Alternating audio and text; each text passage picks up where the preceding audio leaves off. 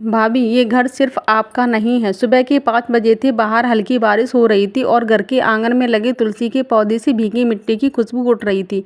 मैं रसोई में खड़ी चाय बना रही थी, लेकिन मन कहीं और था। सासू माँ को गए अभी सिर्फ 20 दिन हुए थे और पूरा घर जैसे अचानक बूढ़ा हो गया था। दीवारों की आवाज़ तक बदल गई थी। पहले हर सुबह माँ जी की खांसी सुनाई देती थी, पूजा की घंटी बजती थी, फिर उनकी तेज आवाज़, सुमन चाय में अदरक डालना मत भूलना। लेकिन अब सब खत्म हो चुका था। घर में सिर्फ सन्नाटा था। मैंने सोचा था कि उनके जाने के बाद शायद घर में शांति आ जाएगी। सालों से जो तनाव मेरी ननद कप्ता की वजह से घर में बना रहता था, वह भी खत्म हो जाएगा। आखिर अब माँ जी नहीं रही तो बार बार मायके आने का बहाना भी खत्म हो जाएगा। लेकिन मैं गलत थी। उसी सुबह अचानक दरवाजे की घंटी बजी। इतनी सुबह कौन आ सकता है?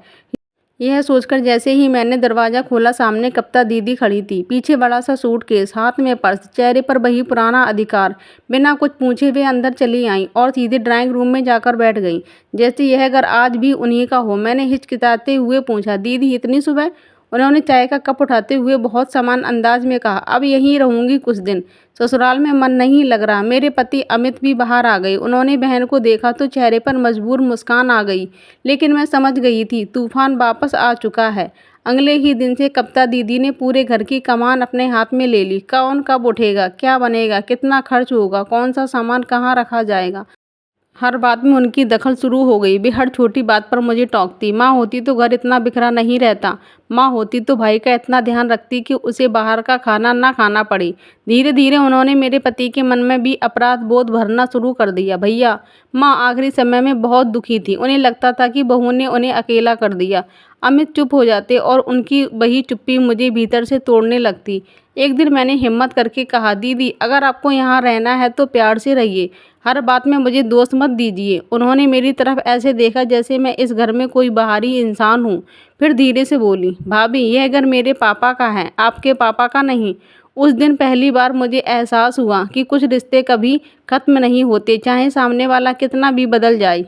दिन बीतते गए और कप्ता दीदी का व्यवहार और अजीब होता गया। वे मेरी अलमारी तक देखने लगी। एक दिन तो उन्होंने मेरे बेटे आरब के कमरे में जाकर उसकी पढ़ाई की मेज हटवा दी और बोली, यह कमरा माँ का पूजा कमरा बनेगा। मैंने विरोध किया तो बोली, इस घर में फैसला मैं ही ले सकती हूँ। मोहल्ले में बातें शुरू हो गईं। रिश्तेदार फ़ोन करके मुझे समझाने लगे, ननद है, थोड़ा सह लो। लेकिन कोई यह नहीं देख रहा था कि धीरे धीरे मेरा अपना घर मुझसे छीना जा रहा था। सबसे बड़ा झटका तब लगा जब एक शाम कप्ता दीदी ने खाने की मेज पर अचानक कहा, भैया मैंने वकील से बात कर ली है, पापा की संपत्ति में बेटी का भी हिस्सा होता है, मुझे मेरा हिस्सा चाहिए। मेरे हाथ से रोटी गिर गई। अमित ने हैरानी से बहन को देखा, दीदी आपको पैसों की कमी है क्या? वे तुरंत रोने लगी। तो क्या मैं लालची हूँ? माँ बाप सिर्फ तुम्हारे थे, इस घर में मेरा बचपन नहीं बीता? उनकी आवाज़ इतनी ऊंची थी कि पड़ोसी तक दरवाजे पर आ गए। उस रात घर में कोई नहीं सोया। अमित पूरी रात सिर पकड़कर बैठे रहे और मैं छत की तरफ देखती रही। मुझे पहली बार डर लगा कि कहीं सच में यह घर टूट ना जाए। अगले कुछ दिनों में कप्ता दीदी ने रिश्तेदारों को अपने पक्ष में करना शुरू कर दिया। हर किसी के सामने वही कहानी, भाभी मुझे घर से निकालना चाहती है, भाई बदल गया है, लोग मुझे फ़ोन करके ताने देते हैं, बहू होकर ननद से जलती हो। मैं अंदर ही अंदर टूट रही थी। फिर एक दिन कुछ ऐसा हुआ जिसने सब बदल दिया। मैं बाजार से लौटी तो देखा कि घर में दो अजनबी आदमी बैठे हैं।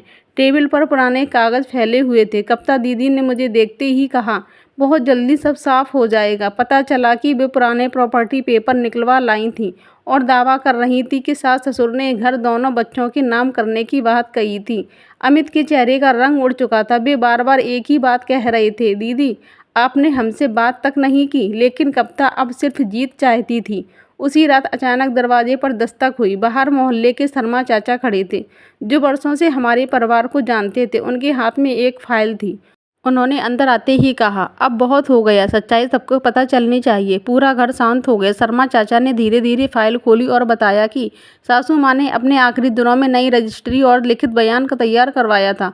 उसमें साफ लिखा था कि यह घर अमित के नाम रहेगा, क्योंकि वही माँ बाप की सेवा में आखिर तक साथ रहा। साथ ही एक लाइन और थी, मेरी बेटी का इस घर में हमेशा स्वागत रहेगा, लेकिन अधिकार नहीं, क्योंकि रिश्ता प्यार से चलता है, हिस्से से नहीं। कमरे में सन्नाटा छा गया। कप्ता दीदी के हाथ कांपने लगे। उन्होंने कागज छीनकर पढ़ने की कोशिश की, लेकिन शब्द धुंधले पड़ चुके थे। पहली बार उनके चेहरे पर घमंड नहीं, सिर्फ हार थी। अमित की आंखों में आंसू आ गए। उन्होंने बहन की तरफ देखा और बहुत शांत आवाज में कहा, दीदी अगर आप प्यार से आती तो यह घर हमेशा आपका रहता, लेकिन आपने इसे अदालत बना दिया। कब तक कुछ सेकंड तक वहीं खड़ी रही, फिर बिना कुछ बोले अपने कमरे में गई, सूटकेस उठाया और दरवाजे की तरफ बढ़ गई। जाते जाते उन्होंने एक बार फिर पीछे मुड़कर घर को देखा। शायद उन्हें भी एहसास हो गया था कि मायका दीवारों से नहीं बनता, अपनापन खत्म होते ही घर सिर्फ मकान रह जाता है। उनके जाने के बाद घर में फिर वही शांति लौट आई, लेकिन इस बार वह सुकून वाली नहीं थी। उसमें रिश्तों की टूटने की आवाज़ मिली हुई थी। आज भी कभी कभी बारिश की सुबह दरवाजे की घंटी बजती है तो दिल एक पल को रुक जाता है। लगता है शायद दीदी वापस आ गई होंगी, लेकिन फिर खुद को समझा लेती हूँ। कुछ रिश्ते जब ज़बरदस्ती बचाए जाते हैं तो अंत में सिर्फ दर्द छोड़ जाते हैं। दोस्तों, अगर आपको ये कहानी पसंद आई हो तो लाइक, शेयर और फॉलो ज़रूर करें।